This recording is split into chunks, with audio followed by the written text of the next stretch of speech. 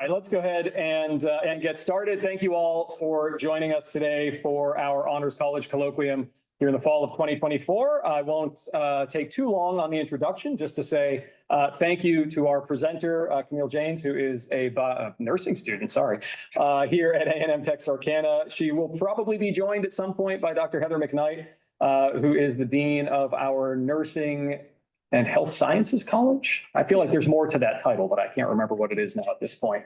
But today, Camille is going to be presenting on one of the honors projects that she and Dr. McKnight worked on, medically tailored meals for diabetics. So I'm going to get out of the way, and Camille will take it over. Thank you. You can enjoy your coffee. I always enjoy coffee. Okay.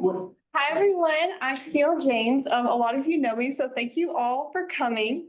I am a second semester nursing student, and I have been working on this project for about a year. So I'm really excited because I know several people in my life. Oh, there's this one. Oh, there we go. I think I made her and slip slides. But anyway, I know several people who have type 1 and type 2 diabetes, and I was just curious about ways to improve their life. And so one big thing that we always talk about with diabetes is meals. But we've seen that over time, people are still having trouble adhering to the healthy diet that they need and trying to find reasons for that. So in 2021, there were 38.1 million adults ages 18 and older who had diabetes. That's a lot of people. And diet is an essential part of preventing the complications of diabetes, which can be from neuropathy, which is this altered change in how you perceive things. It can cause pain. Kidney function can be affected, and lots of other things. And all of that can be prevented if we can achieve blood glucose control. So that's really important. And another thing is that medically tailored meals can reduce healthcare costs. If we can prevent these complications, we hopefully won't be seeing these patients in our hospitals. Hopefully they'll be out living their lives, doing what they want to do. And ideally achieving a normal life. So yeah. I probably have to click on the screen first. There we go. So I had an original Pico question. I was trying to find medically tailored meals to help people get their A1C levels below 7%. When I started doing the literature search, I realized there wasn't a lot of information on medically tailored meals. There haven't been a lot of studies done. There are currently studies happening, which we'll talk about later, but there weren't a lot of studies done on medically tailored meals. So I then switched to evidence to support why medically tailored meals might work and what studies have been done to show that. So just a brief overview, I use our wonderful library, the John F. Moss Library. It has tons of resources for you. CINAHL, PubMed, and I did use JSTOR. So kind of terms I used was HbA1c, type 1 diabetes, type 2 diabetes, and just medically tailored meals, among other things. So inclusion and exclusion criteria, I thought it was really important to focus on type 1 and type 2 diabetes, since prediabetes hasn't become diabetes yet, and gestational diabetes is a risk factor, but it's not necessarily diabetes. It doesn't always progress.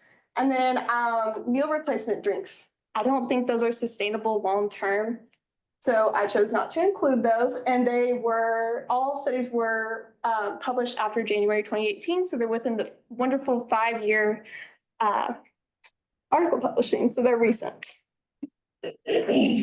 So my results, so these are kind of in different categories.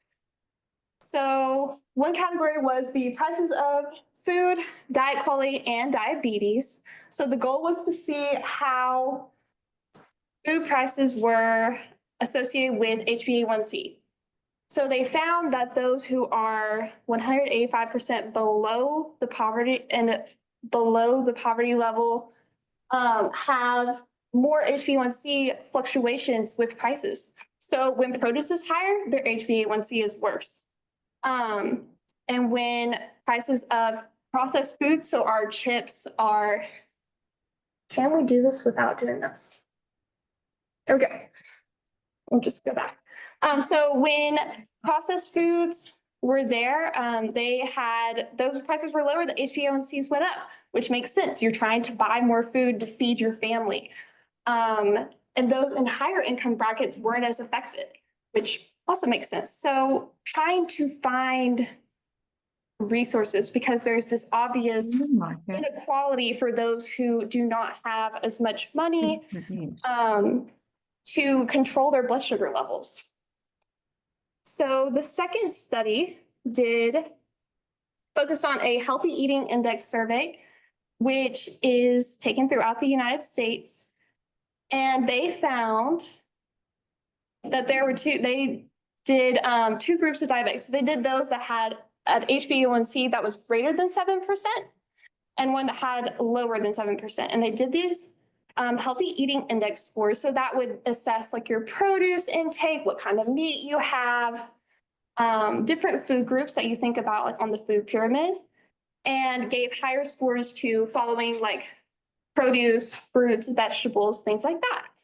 So they found that the people who were below the lower HbA1c had followed the healthy diet with 65% adherence, which doesn't sound like a lot. That's a little bit more than 50% of the time, but having that improvement in blood glucose control shows that even with these small changes, that there can be significant difference and possible prevention of complications.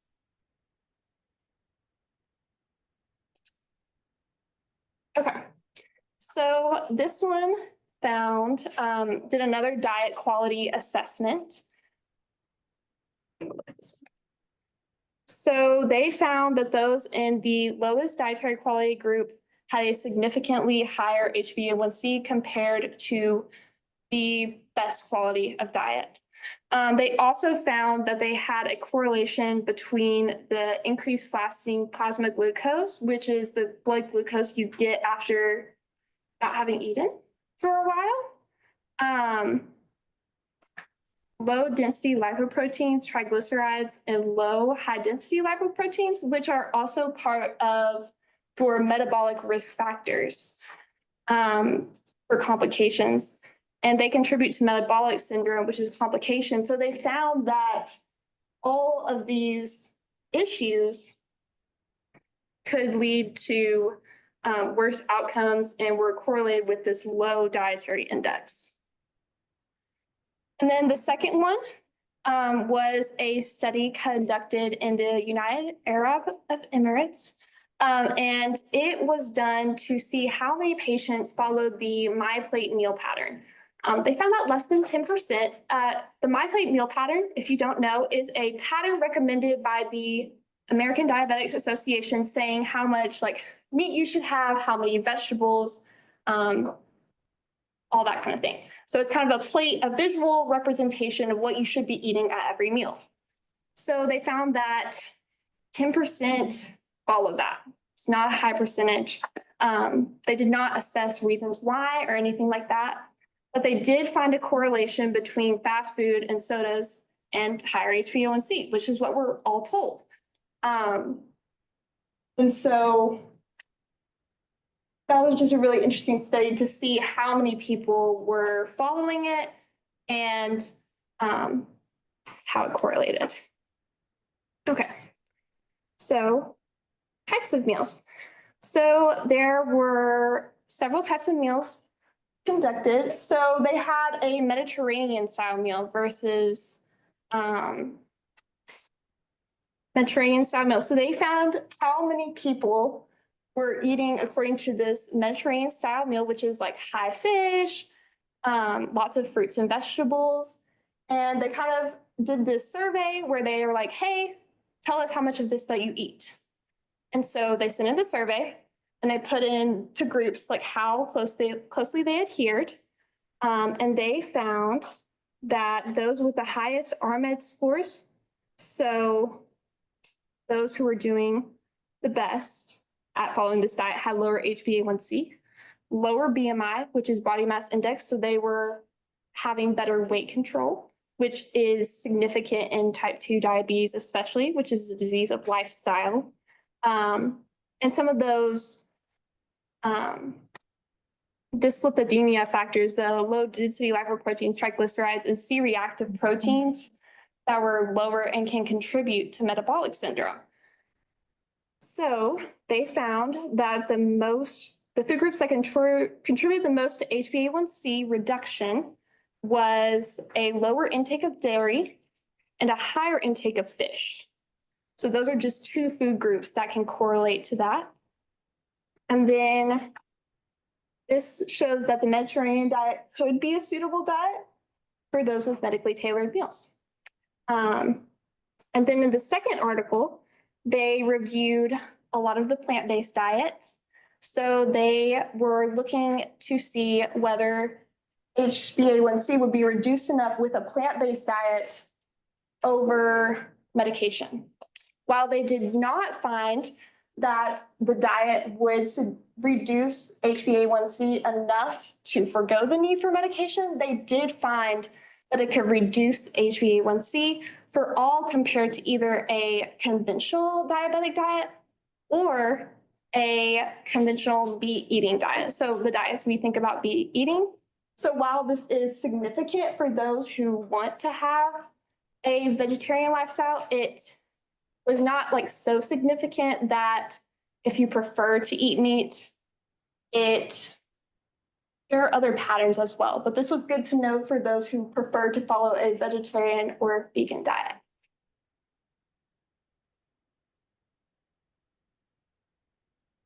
Okay, so they did a calorie unrestricted, so they let these people eat as much as they wanted to. Low carbohydrate, high fat diet versus a high carbohydrate, low fat diet. So they found that those with the low carbohydrate with the high fat diet had lower HbA1cs, which kind of makes sense because carbohydrates can raise your blood glucose. This does pose a risk though, because as I said, type 2 diabetes, you have this risk for metabolic syndrome. So that high fat diet can change your blood, your high density lipoprotein, your low density lipoprotein, your triglycerides. So that can increase the risk too. And that's something that needs to be considered for this study specifically, how those risk factors would affect long-term, because this study was only done for 6 months. And they also found that after they discontinued the intervention, that there was no change after 3 months. So while this was effective while they were doing it, either the participants chose not to continue the intervention, or there's just no change in lifestyle that came out of this intervention, and the effects were not long lasting. So that's another interesting thing to think about when we're thinking about medically tailored meals. How long do we need to do them? How long are they effective? Are they changing the lifestyle? Or are they just providing something for the time being? So yeah. This second one was one of my favorite studies I read. They actually controlled weight during this study, which is significant because those with type 2 diabetes can have improvements in their blood glucose levels when they lose weight. So they controlled weight in this study. And they found that even though they controlled weight, they kept the weight consistent throughout the study, that they had a significantly lower HbA1c with low carbohydrate, high protein diet, which shows that even though they did not lose weight, they still had improvements, they still had changes. And so think about how great these changes could have been if they had lost weight, if they were not trying to control that factor.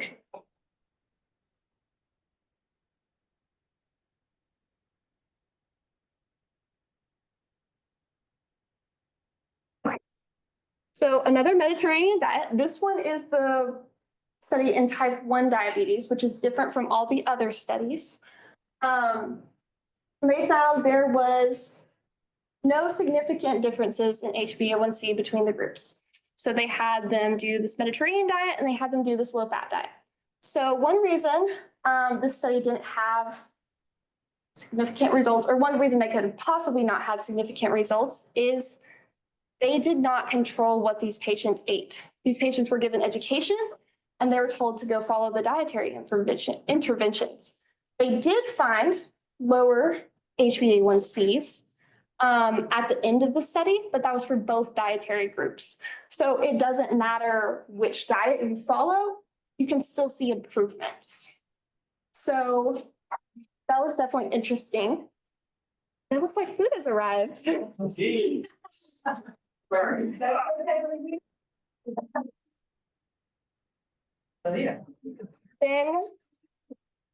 the second article in this study was a meta-analysis, which means it looked at 56 studies that had different interventions for diet. And they found that no matter what diet was given to the patient, that they had improvements in their HbA1c, likely because all of these diets have some kind of increase in fruits and vegetables, decrease in processed foods, like that. So that's important to keep in mind as we're making medically tailored meal plans, that even though it may not be a specific dietary pattern, there can still be improvements as long as we focus on having a healthy diet. And then they also found that the most effective diets for the lower HbA1c was the low carbohydrate diet, which, as we talked about, carbohydrates raise your blood glucose levels. The Mediterranean diet, again, which was a popular one.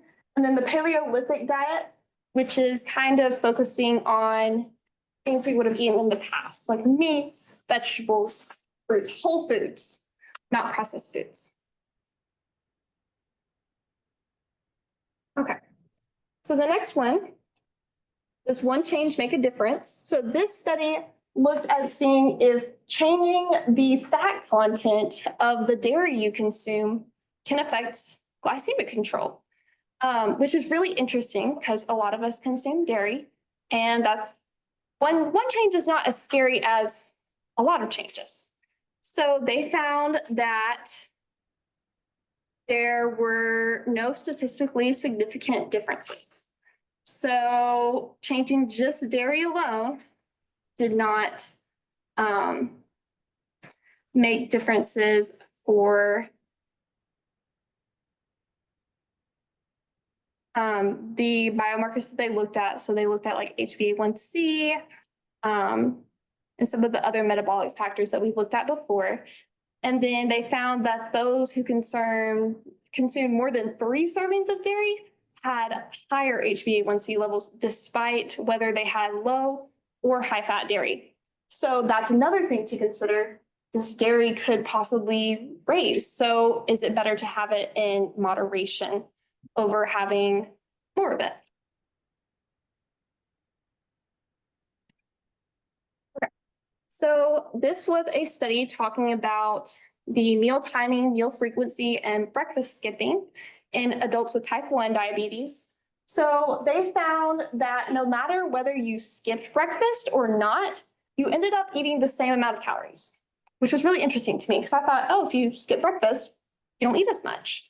They found that they just consumed them at different times of the day, and that those who skip breakfast tend to have higher HbA1cs.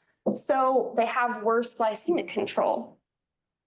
And then they found, so that's interesting. So having a consistent state of meals can improve this glycemic control, which is important to not only educate patients, but also to consider in how many meals are we providing. Because a lot of the medically tailored meals, they provide 2 meals a day. So would it be something to look into if providing breakfast as well? Or with the help, are they able to provide their own healthy breakfast? Okay. So this study talked about how HbA1c can be affected by therapy. So this is like your dietitian teaching you what you need to eat, and your how do I manage my diabetes? So how to take care of yourself. So they found that out of the 392 charts reviewed, that those who received this therapy had statistically significantly lower HbA1c levels. And that's important because even without any assistance with food, they had improvements. They also found that they had more participants with an HbA1c of less than 7%, which is our ideal, after a year. So this was a lasting improvement, which we've seen for some trials may or may not happen when the meals are provided. So this is something important to consider. Do we need to add education on top of our Mediterranean meals? Would that lead to improvement of how long it lasts and how long it goes? Then the second one was individualized dietary advice compared with conventional dietary advice. So basically, they took a food survey of all of these participants, and they gave one dietitian group that was giving the individualized advice. They're like, hey, these are their food surveys. And to the other dietitians, they were like, you just go tell them exactly what we told you to tell them. So they did that, and they found no difference between HbA1c. This was a trial conducted during COVID, so there was a high dropout period, so it would be interesting to see this trial conducted. So this does raise the question of, is it better to go with an overall perspective or individualized? Because individualized requires more time, more work, more money. Or can we get away with the standard and still see improvements for all?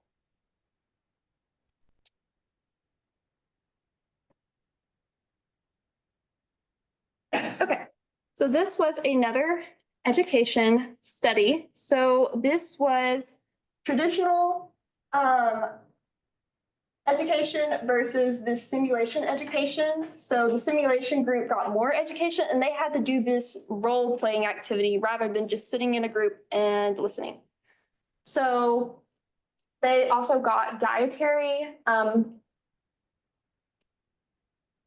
demonstrations. So they got to see how the food was cooked. They got to watch. So they found that those had an increase in their diabetes self-care, which means that they're taking better care of themselves. They're managing their diabetes better, which can improve your HbA1c. And that's why we probably saw a lower HbA1c for those who received the intervention. And then the effectiveness of health coaching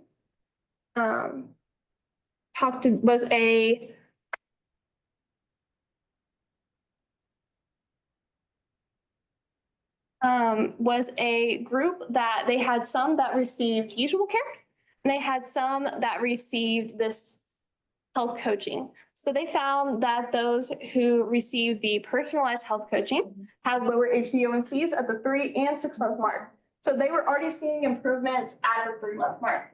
So for all of those who are not nursing majors, HbA1c is a kind of average of your blood glucose over 3 months. So when you're looking at that, you're thinking, so they've already seen a decrease, and then that decrease is still continuing. So it's still significant and it's ongoing.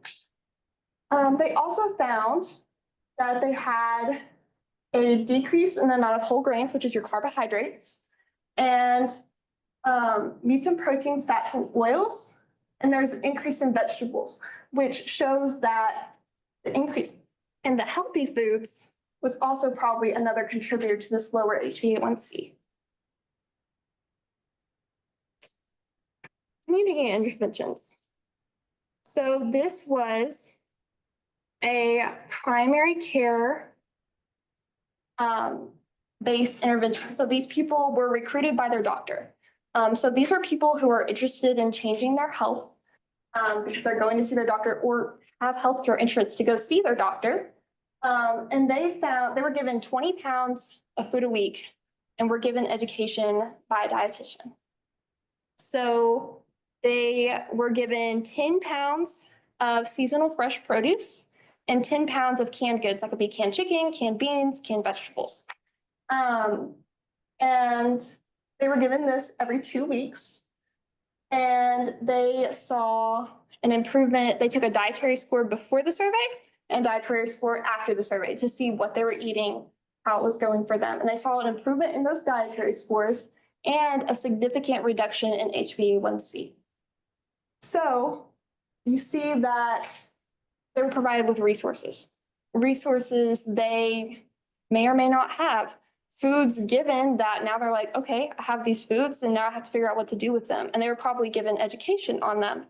So this was something that was close, probably familiar to them. They're this place where they met, which makes it easier for them to come to that rather than say like an isolated study site where it's a little bit nerve-wracking for some people. So yeah. Okay. So I did find one medically tailored meal intervention that was done. So this study focused primarily to see if the patient's healthy eating index score would go up, which is, as we talked about earlier, a summary of what they are eating and how good of a diet quality they have. So we did measure the HbA1c, and they were given 5 lunches and 5 dinners for a total of 12 weeks before being switched to another group. So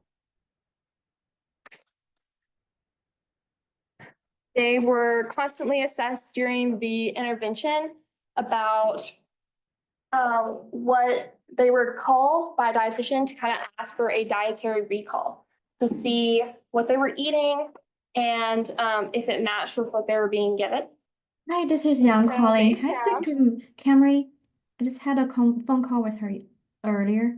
I need to return to her. Oh, if you're on Zoom, do Thank try to mute yourselves, thank you, or we can mute you.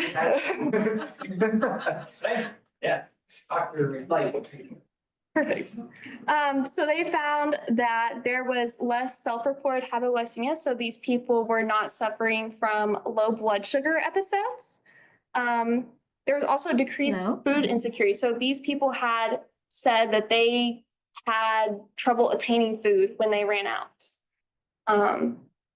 And they also found that there was no statistically significant changes in HbA1c.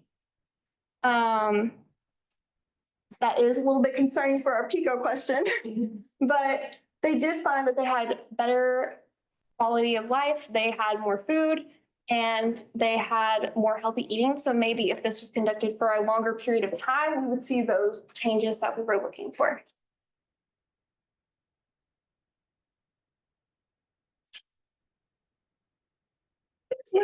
Yes, on the screen. There we go. Okay, so there are 3 current studies that are ongoing for medically tailored meals. There's one in Australia, and these 2 are in the United States. Project Mint and the FAME-D trial, or the Food as Medicine for Diabetes. So the Australian trial is trying to see if medically tailored meals are going to exceed regular care. So these patients are receiving regular care, and there's people who are receiving the medically tailored meals. It's occurring for 26 weeks, and they're going to get lunch and dinner for those 26 weeks and 300 grams of mixed unsalted nuts, which is not as much as I thought it was because I Googled it. And then they have 3 phone sessions with registered dietitians. So they're going to be receiving these medically tailored meals, and they're going to be receiving education on how to improve their diet quality overall, even after the study's done. So for Project Mint, they will receive 3 meals a day for 21 weeks. Or no, 21 meals a day, 21 meals per week. So that means 3 meals a day. And they will receive it for 12 weeks. And they're focusing on improving the HbA1c for their patients. And they're also looking to see if they have cost effectiveness, so increase in less use of care. Does it affect how many times they go to the hospital and use care, and that increased healthcare costs? But also They're looking to see what quality of life, how did these patients' lives change? Because as healthcare providers, we want to see lives changed. And that's something that they're looking at. So the last one is the food as medicine. So they're going to receive 10 meals for 6 months with one dietary education session every month. And they're going to also be compared to a group that is receiving $40 a month to buy healthy food and kind of get education about how that does. So this is comparing our current system, which is, I think of supplemental nutrition assistance, all that kind of thing. So they're comparing that with medically tailored meals. Does it improve outcomes? Does being delivered these meals, which would decrease time spent on them, and not having to think about it as much, increase outcomes that we want to see? Or is what we have currently working? I would argue that what we have doesn't currently work since we're still seeing struggles with adherence to it. But that is an interesting trial. Okay. So discussion. So there's a lot of evidence to support nutrition changes. So these medically tailored meals and nutrition education at the same time. Reasons why this can be beneficial. Those with food insecurity, especially, which is the majority of studies you're looking at here, having their food taken care of probably opens up a lot of time and space for them to think about what they're eating, what they're doing, what they're changing. Because when you're trying to get from one meal to the next, you're not thinking about your dietary quality. You're trying to make from day to day. And so another reason it could be beneficial is long-term sustainability. Will this last after we stop providing new meals? Because that can make it a more affordable intervention and make it coverable by insurance, because insurance does not like to pay money if possible. So they could make it sustainable and something that could be implemented. They also needs to be more evaluation of how this impacts people who do not struggle with food insecurity. There are people who have diabetes who may not be following a diet that are not necessarily food insecure. There could be various reasons why they're not following it. Maybe they don't know what a healthy meal looks like. Maybe they don't understand how to cook it. Maybe they are working so much to be in that higher income bracket, but don't have time. So there needs to be studies in both those who are struggling with food insecurity and those who are not. And that may change what kind of payment is required for these types of meals based on what income you have, but it's still something to consider and look into. Another thing is that there is a lot of studies talking about type 2 diabetes, not type 1. So type 1 is something that happens to you. It's an autoimmune condition where your pancreas decides it doesn't want to produce insulin anymore. So because of that, a lot of people don't think about diet and lifestyle changes as much, but they still are beneficial. They can still prevent the complications. They can still improve blood glucose control. And so more studies need to be done to see how it affects type 1 diabetes as well as type 2. And something we've already talked about is will there be improvement after discontinuation? So will this continue? Will this bring the lasting changes we want to see so that we can discontinue medically tailored meals and also still improve the patient's quality of life? Another thing is we talked about earlier that 65% adherence to a good diet quality can bring improvements. The medically tailored meals that provide 10 meals a week, kind of did the math, those are not providing 65% change in diet quality if they're only eating good during their medically tailored meals. So that is a little bit concerning, as is there being enough provided to see these changes that we want to see? And so, yeah, I think that is everything. So to sum up, this study is that there is currently inadequate information to support medically tailored meals reducing HbA1c. There's not enough studies done, and the study that we do have does not show a reduction. So there is significant evidence that those with type 2 diabetes can benefit from dietary changes. We just don't know about type 1 because there's not studies to improve it. And these changes can prevent complications, which we talked about earlier. So yeah. Thank you very much.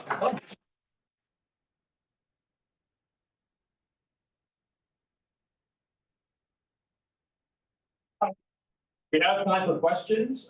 We may also unpack the foods. And that's before you go or when. So if you have a question, just raise your hand and Camille will call on you. Not we jump into eating. Any questions at all from anyone? So okay, go first. Dr. Julian.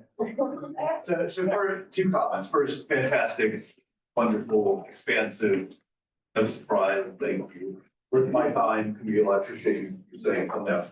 The second comment is I'm disappointed that there's not a discussion of just eating raw Cheerios. That was not something I found in the literature. Why you didn't look into raw Cheerio benefit? Because if I remember the dietary choice.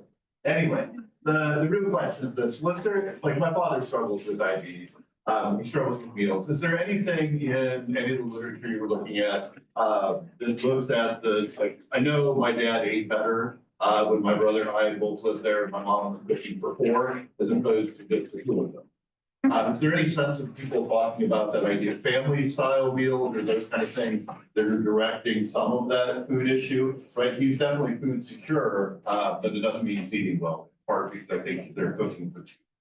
You know, that's really interesting. I did not look that up. So that was my search, but yeah, that's really interesting. I think that could definitely play a part because also think about your mom's cooking for kids. So she's thinking about cooking for healthier eating and may not care as much about cooking for when it's just them. So I don't know, but that's a great thought. Great thing to be explored. Okay, and that's all Sinead's hand, and I'll continue this way.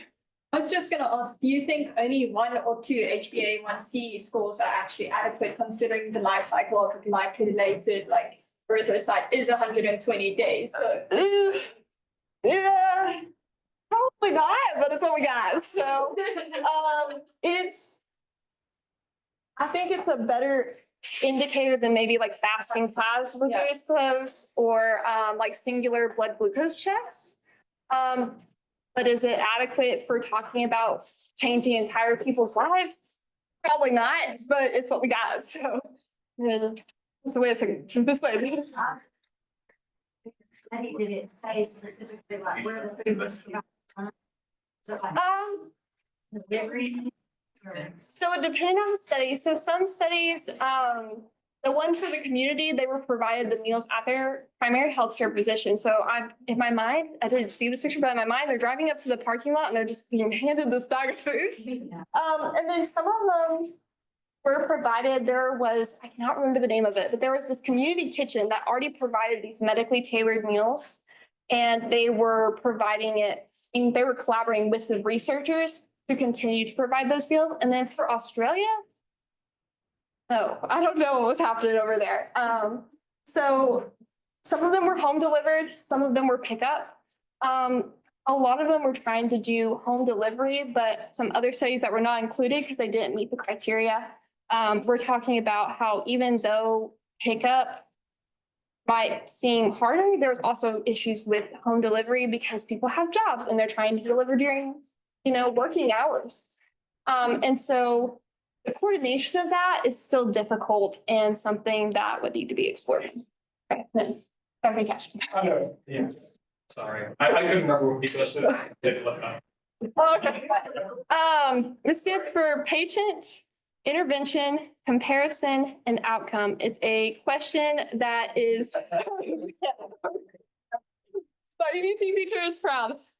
So it is kind of specific to nursing to help you correlate your question and focus it so that you're not just searching through thousands of research articles with no guidance of what you're doing. So, okay. With each they chose the people for the studies. Periodically, you said there was a significant reduction in the HbA1c. Did they have a specific level of the HbA1c that they chose these people, or was it just kind of random? Yes, a lot of times it was at least above 7, and a lot of them had cutoffs. Trying to think, I know 11 was one of the highest cutoffs that they had, and then like 9 and 10. So like people with like really, really high HbA1cs, they kind of excluded from the studies. Not to say that they would not benefit from this, but I think they were concerned that maybe they wouldn't see the benefit, or it would be like such a drastic change that it would kind of skew the results of the study. I'm not completely sure. But all of them had, most of them had blood glucose above 7%. So, and then for some of the type 2 diabetic studies, they had above 6.5% because technically that's what they want in type 2, but a lot of them had, a lot of the participants themselves had glucoses above 7%. And then you have. Great question. Did they also ensure that like the same level of lifestyle was kept? So like they were the same level of sedentary or same level of active, because that can be like a confounding factor in the study with the HbA1c. They did do some of that, but a lot of these interventions were provided offsite. So you can't control as much when you're kind of out in the world, but it also makes it a little bit more applicable. We can kind of generalize that a little bit better, but it's also not as highly controlled. So it's the 50-50 debate of which one do you go for? Do you want it to be controlled in the lab so that you can 100% guarantee that this thing's going to happen? Or do you want to have it in the real world where it might be a little bit more applicable? So, yeah. So she will not brag on herself. So I'm going to brag on her for just a minute, okay? She started this project as a pre-nursing major, having only the prerequisite course. Actually, you weren't even done with the prereq. Yeah, she was in pathophysiology. So can you imagine taking on something of this magnitude when you're just learning pathophysiology? You don't know nursing research or what a lit review is. So not only did she get to this robust conclusion with her lit review, she learned that process while she was going through it. So again, we've been working on this for over a year, year and a half now. It's been a while. And we're not done yet. She's going to finish writing up her findings and she's going to submit this work for publication. So be on the lookout for.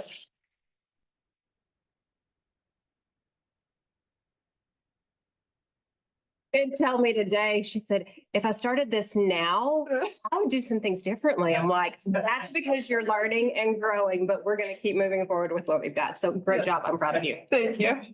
Any last questions before we release Camille to eat? Yes, you may ask one. It's okay. I'm just curious on the studies where they provided the meals, did they say what kind? Because you talk a lot about, the Mediterranean versus the low count or whatever. Did they have the same meal? So I know for the studies that were coming from that specific center, which I really wish I remember the name of right now, they have a variety of meals to try to accommodate different cultural and ethnic factors. But the commonality is they try to focus on kind of achieving closer to that healthy eating index score type thing. So they're like increasing fruits, vegetables, things like that, not necessarily a specific diet. And I think that even though there was like the Mediterranean diet looked really good, like I would say that's probably, based on my research, a pretty good diet to go with. But if that's not acceptable to the patient and they're not going to eat it, it's kind of for nothing. So having a focus of changing what we can change to try to achieve that healthy diet, but also within patient preference. So. Apropos of that, we did get tzatziki's today because I thought deeply about the relevance of Mediterranean diet. I don't know if the Euro fits into that or not, but for those of you who are not honors students, if you are interested in joining the honors college, and you have a GPA of 3.25 or higher, yeah, let me know, and you too can do exciting. If you're a faculty member who hasn't worked with honor students before and wants to, yeah, let me know. We'll find you someone. Please. Otherwise, let's go ahead and thank Camille and Dr. McKnight.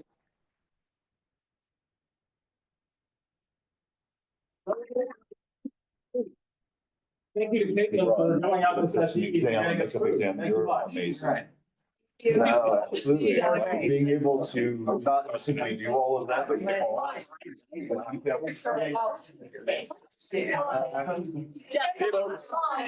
told them all thank you for you. Ah.